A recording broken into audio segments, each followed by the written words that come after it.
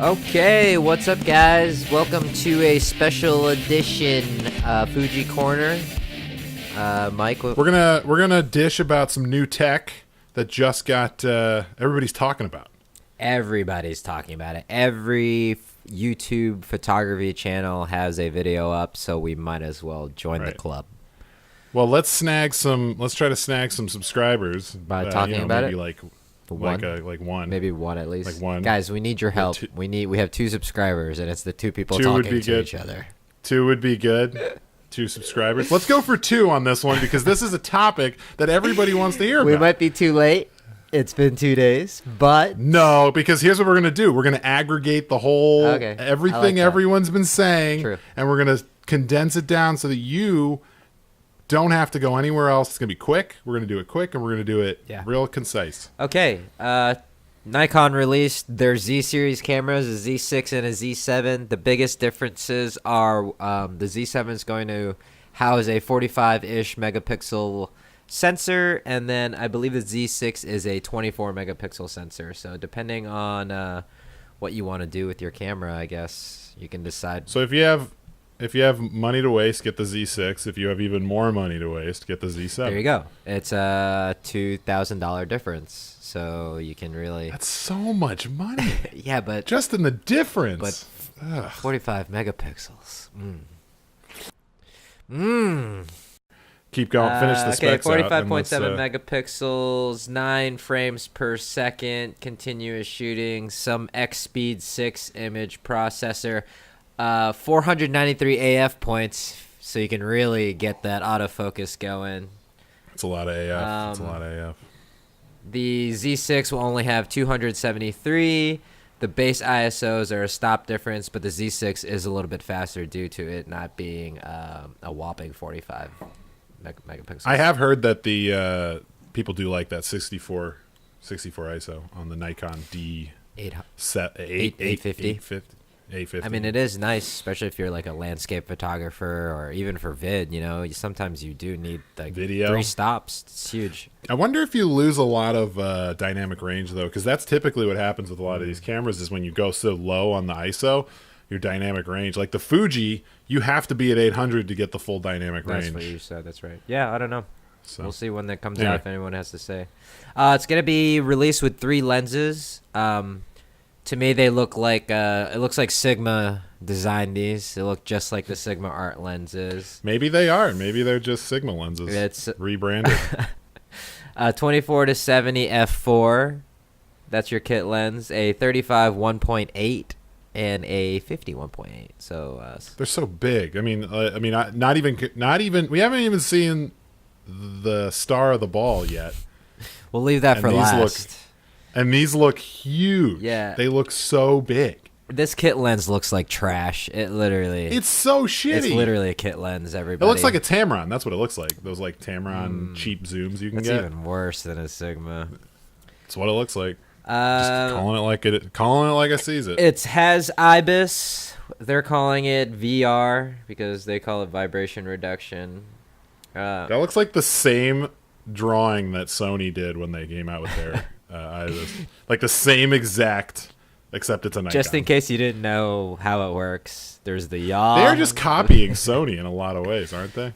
Yeah, I mean the camera kind of looks like a Sony, honestly. It does look like a Sony, which is not a good thing. It's like they took the Sony body and put the Nikon grip on the front there. That's like the. Yeah. It even has like that same Sony style rear dial right there. They should have just had Sony make them a body, and then put the grip on it. Call it a Socon or a Nike, a Nikoni, Nikoni. I got a Nikoni. It's got a tilt screen. It's got a 3 million dot EVF. Again, shit we've seen already. Well, I'll say that's probably better than most EVFs, and I think that only rivals the Fuji, right? The Fuji's got one of the best EVFs you can get. But does the Fuji have the Nikon glass inside of the EVF? No. Well, I'm willing to pay $1,000 for that. That's true. So no, actually 2,000. I would pay 2,000. So good. I think ergonomically, this camera does look good. I like that giant AF button right there for back button autofocus. I like the joystick. It's got the dual wheel, which is just like, I think everybody's already been saying that it's just like picking up any Nikon camera you've ever shot, except I guess that's good. I mean, except for the it's who a like Nikon. little bit shorter and a tiny bit skinnier. And you're gonna lose that with the flange distance anyway, trying to put your old Nikon lenses on. Yes, there was a rumor, guys, that the adapter was going to come with the body, but it doesn't. But they're willing to give you $100 off if you buy the camera, so it's $150 instead of $250. So if you decide to wait, then yeah, but it doesn't work with the G lenses. Apparently, sorry, that's really weird. That is so weird. Why would they do that? That's all I keep saying is why would they do that? But anyway, you got that big ass mount. We didn't talk about that yet. The mount is just enormous. The Z mount. This is the whole reason why this is their technological advancement that they wanted to push with their mirrorless camera, apparently, is this new Z mount. It is able to let in more light, which means you can have faster glass, which is why something like a Canon that has a bigger mount can support a 1.2 lens. They've already announced, you want to bring? No, we'll get to it. We'll get to it. We'll talk about they got some fast glass coming. They got the fast glass, which is why you're going to want to have this camera. This is the reason why you're going to have a Z camera, is to get this amazing, that big low entrance, low light. Yeah, I don't know. It's getting a lot of blowback. One of the biggest things, obviously, for a professional is it's got one card slot. Really dumb. Everybody is. I mean, some people are being really nice about this camera. We have so many criticisms, but the one card slot is the one thing everyone's agreeing on. And I honestly, as a videographer, I've never used it because you can't shoot video to 2 slots. Mm-hmm.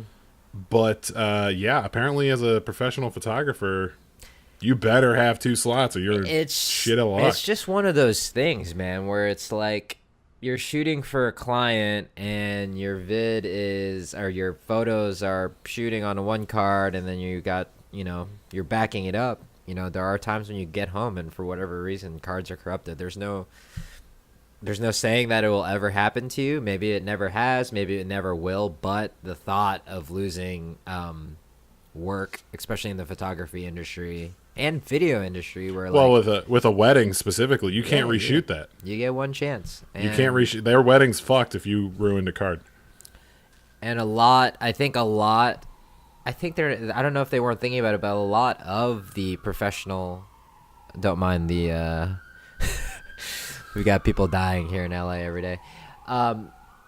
I think a lot of photographers are wedding photographers and portrait photographers. Like, that's a big amount of business that's not, like, commercially. Like, I think a lot of these cameras are going to be sold to those people, and you're already cutting yourself off there just by giving them one card slot, which is... Yeah, I don't know. And the QHD card, too. Everybody has SD cards. Nikon... You want somebody to jump from Sony? They've already got super fast SD cards. And you're going to make them buy new cards? Like, why? Makes no sense. It doesn't make any sense. I'm not sure what they were sitting in their like war room thinking about, hey, what are we going to do to this camera to really push it forward, to take away people from Sony, to take away people from the other mirrorless, I mean, obviously, like, Fuji and Panasonic don't have a huge contingent of people, but mainly to give competition to Sony. Like, the whole thing is to give Sony competition because they are literally selling full-frame mirrorless cameras. There's no other option. Right. So you want people to switch, and then you're going to make them buy all new cards. and they're so expensive. Anyway. Yeah, so... I think there are 2 lenses. I'm pretty sure one lens is $600 and the other 2 are $1,000. So if you're looking at getting this camera with the top of the line sensor and cards, you're about $6 or $7 grand in, I think. Probably close to that. What do you think, Mike? Yeah, I mean, what did you say the other day? You said you could buy. I saw on Craigslist that X Pro 1, X Pro 2 actually. X Pro 2, $3,500 for the X Pro 2, 3514, 2314, 1614. For all, you can get an entire kit, whole kit, for less than the body of this camera. And it's I mean, the X Pro 2 is a great camera. For photography, that camera is amazing. And like, it's I don't get it. What's their market, right? Well, the X Pro 2 isn't full, bro. It's not full. It's not full. Yeah, it's not full. It's not full. We'll do I mean, we've talked about we every time we talk about gear, we end up going into full frame because it's such a huge thing. It's so big. People think it's this ridiculous thing. Yeah, I don't know. My first impressions is it could have been cool. I think it definitely looks better than a Sony. It still looks kind of weird. I don't know. Well, just because of the grip, right? The grip is that Nikon grip, which is nice. Yeah. But it's not. I don't know. It's not hard to look better than a Sony. Just look like a camera, not like a phone. Yeah. Or like, what does it look like? It looks like a PlayStation controller. You know, it has like that. Like it's got a little. It's so shiny. It's such a shiny. It's camera. shiny. It's a shiny camera. Yeah. This looks good. It's got like the faux like leather on the front, and then I don't like this top EVF thing, but yeah, I don't know. Would I buy one? Better than a Sony. I won't buy one. Will I think about getting one? No. Hell no, I wouldn't buy one. I mean, even if it was like Fuji is cutting all of their support for Fuji cameras, they're closing up shop. No more Fujis are allowed on the market. I would not switch to this camera. with even Fuji being out of the market, I wouldn't. I would go to a Sony. I would have to, or a Panasonic. Well, actually, while we're on the subject of since your video, let's talk about the video. I mean, as a video camera, it's got 4K, 30 frames. It's got the 120 frames at 1080p, and then it has 10-bit recording if you are recording to external HDMI, and it's N-Log for Nikon. And log. You know, if you watch this, which you probably don't because we don't have any subscribers, you know that I hate shooting log footage. It's just a waste of time. Shoot raw if you're going to shoot something that requires color correction. There are some people I'm sure out there who really good at coloring log footage, and good for them, but I'm saying for most people, you gotta have some options other than shooting log. And nobody's putting an external recorder on these things. They show it, you know, they always show those videos when a camera comes out, right? That it's like, and then we got the external recorder on top, and we're recording 10-bit, and it's like, nobody shoots that way. But nobody. Why? Yeah, nobody. You do it. You buy one once. Maybe you rent the external recorder, and you go, well, this is fucking stupid because I got a giant external recorder on top of my tiny bigger camera. Than the camera. Yeah, it's bigger than the camera. Like that's not what most people are shooting. You've got to be in that little niche where you're like, I'm shooting a feature film with a DSLR for some reason. For whatever reason, yeah. The reason being you have no money, I guess. You just and which is fine. I get that, but but you have enough money to get the external recorder, but not enough money to rent. Which an external recorder is like $1,000 to $2,000. You can rent a red camera for 2 weeks for that. Okay. And I'm pointing backwards because my red's right here. My red. We have a red camera, guys. So my red's right here. So I know we talk about Fuji all the time, but our big boy camera is a red. So that's my boy. And I got that camera for $1,000, $1,700 with all the gear included. You can buy an external recorder for that. Do you really want to? It's just that. Don't get me started. Okay, so as far as video goes, it doesn't bring anything new to the video world. No, nothing new. So if you're a Sony video shooter, you're not going to get this camera for video, hands down. No, there's no difference. Yeah, not a single. I guarantee not a single video shooter will switch to this camera for video. My question was, what are these guys who shoot Nikon who do this? Have been doing this since the 70s. What do they think about this? Are they going to switch? No, right? No. No chance. Are they still going to come out with DSLRs? I'm not sure what if you're talking about the future of Nikon, I don't know what their idea of their future is. So they're kind that's of what I'm curious about. They're kind of like in between now. They're playing catch up. Obviously, everyone else is already. So like Sony especially is already taking all these people. Are people really going to?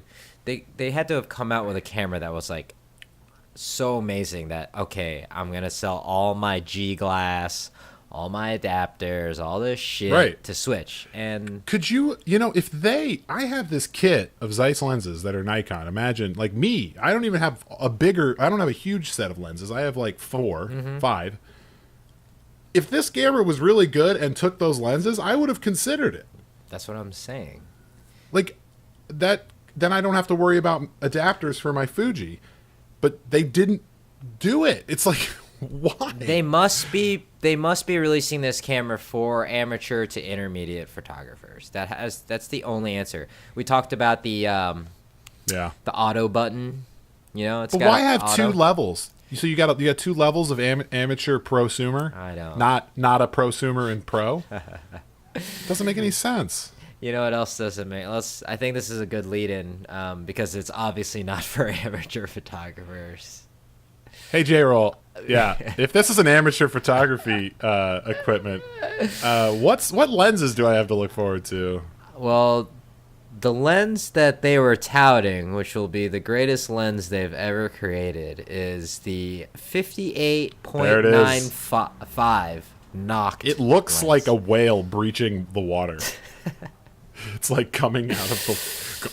Look. This is the most gigantic lens I've ever seen. It's a prime lens that has a tripod mount, and it's only 58 millimeter. If you thought Nikon was fucking tripping before, they're tripping really hard. What the fuck are they doing? It's called Nocturne because of its amazing low light capabilities. So if you want to shoot in the complete pitch black, this is. So when you're spying on raccoons in your backyard, use the Nocturne. But it might reflect some light on that giant front element and scare the raccoons away. And like at 0.95, for most of your day, you're not going to be able to shoot 0.95 because that is such an open aperture that you're going to be letting too much light in. Wait, is it? But the autofocus will help, right? Because it's going to be such a sliver of focus. Hopefully you've been shooting a Leica for the last 20 years because it also will not include an autofocus motor. This is a completely manual lens. Why is it so big? There's no motor in there? So you're gonna be doing Goosh. And you have to do this, right? Just you have a to little go bit. I gotta focus this fucking thing. Yeah, 2 guys to just kind of Dude, though, for real, next time we shoot, we're renting that for the red. We'll rent this. We'll try it out because we obviously will never be able to afford it. If you thought that you were going to be able to afford an awesome lens like this for your brand new Nikon Mirrorless, because this is what the Z mount was made for, be prepared to drop $6,000 before tax, my friend. Okay? You're looking at $7,000 to $8,000 for this lens. Jayrol, I can't deal with, like, what are they thinking? If you thought they were crazy and they were like, we fucked up, we made kind of a shitty camera, but we'll fix it next time. Then you doubled down on a $6,000 prime lens? $6,000? That better look like the best footage pictures I've ever fucking seen in my life. Does it? You can put it up against any other same focal length and nobody's gonna even fucking know, dude. It better be the best picture I've ever seen. Is this a digital readout right here? Dude, you're gonna be able to blow that background out though real nice. It's just gonna destroy it. Yeah. Here's the photo of it on the camera. Yeah, Mike, it's making Mike crazy. That's how stupid it is, folks. Look at it. That's a joke. That's a funny joke. If that's you like just an April hey, Fool. It's like an April Fool's. Like April Fools. This was the lens we were. I don't know what Nikon was thinking. I love this so much. I'm not sure if anyone has any answers as to why they thought that a $6,000 prime lens was going to sell mirrorless cameras to the prosumers. Think again, because why? I want to know. Somebody must have a good reason. So they need to explain themselves. I feel like they need to have. Ultimate we need to have a low light bokeh smashing capabilities. We need to have a hearing where they explain what they've done, because this is a crime. Yeah. I need a special investigator. When Robert Mueller's done with Trump, can he come and investigate what drugs Nikon is on? Look at that overhead view. It just looks insane. Yeah. And we always talk about, I want to pose this question to all mirrorless shooters, is why mirrorless is better than DSLRs? Why are you choosing to shoot mirrorless over DSLR? And the number of reasons, there are a number of reasons. There are a number. One of the big ones is everyone tiny little lenses. Size. Weight. Tiny little gear. Size. You can get the reason why we switched to mirrorless. You take the mirror to make the camera smaller, in turn to make everything smaller and lighter. When you have a lens that is the size of a Chipotle burrito on the front of your tiny camera, it defeats the entire purpose of what mirrorless was made for. You know what I'm going to do? I'm going to buy that lens. I'm going to smash the glass out. I'm going to put my entire Fuji camera with this lens on it in the lens and then shoot it like this. Yes. Wait, hold on. Double hand focus. It's so stupid. God damn it. Yeah. Needless to say, guys, we wanted to talk about it. That we have nothing else to say. This, on top of a I'm sure it's I'm sure the images are fantastic. Okay, image quality throughout all cameras these days is fantastic, no matter what camera. Yeah, that doesn't matter. It's about features now. It's about features. It's about ergonomics, and it's about size. And this Noct lens is the stupidest thing they could have done for this. To say that they made the huge mount so that people have to put adapters to their old Nikon lenses so that they can use this new Z mount lens for a lens that's $6,000 that is this big. You got to be kidding me. That's bigger than a G lens with an adapter on it. Why do you make this thing? Anyway, this thing already has a ton of problems. This is insult to injury. This is tough. No one's even mentioned this because this lens isn't out yet. Nobody's even talking about this. I hope they cancel it. I hope they fucking cancel that lens. They will not cancel it. I'm sure they've put billions of dollars to create this stupid thing. Last thing we want to bring up, just with all this camera talk, XT3 is coming out. Fuji rumors. Yeah, that camera's gonna be XT3 awesome. GFX 50R. This is a graph or a table that just kind of shows all the differences between everything. So you can see price range. Nikon Z is at $3,400. The new XT3 is going to be less than the old XT2, and Mike mentioned it earlier. It's because I think they're moving the factories to China, so we can have cheaper XT3s. Some slave labor will get us a little bit of a discount. If you were saying, oh, these XT3s are made in China now, well, guess where your fucking Nikon Z cameras are also being manufactured. And where are Sony's made? Are they at China too? Come on, China, dude. Where else? Of course, right? Yeah. That's the only way you can release a new body every year. Next to the fucking refrigerator factory that they own. Hey, does this become a camera or a washer and dryer? Oh, this is a washer. Okay. Yeah, put the washer and dryer pieces. And those screws go over there, dude. Wrong bin. Oops. Honestly, everything is pretty much, as far as the camera lines go, the only differences you're gonna get is the megapixels, the sensor size, and everything else is pretty much the same. There's not much difference. So you're looking at price. Our new GFX 50R is a medium format camera, so it's obviously going to destroy these Nikon cameras. Yeah, and let me end with Fujifilm. If you can put some doesn't have to be the best video stuff. It doesn't have to be like the XH1. The XH1's obviously your video camera. But if you put some like decent video in the new GFX, 10-bit 4K or something, it would just like even have it crop, like have it crop the sensor. Oh yeah, dude. When you go into video. That's easy. Crop the sensor, give me some 60p at 4K, and it doesn't have to have the ISO and the other in IBIS, but that would be, I mean, that camera would destroy. That would be like a fucking film camera. Like, I'm wondering if Fujifilm is laughing about it and being like, yeah. Dude, they are. Yeah. Actually, that would be, I mean, I hope Fuji takes more of the market because of this. That would be great.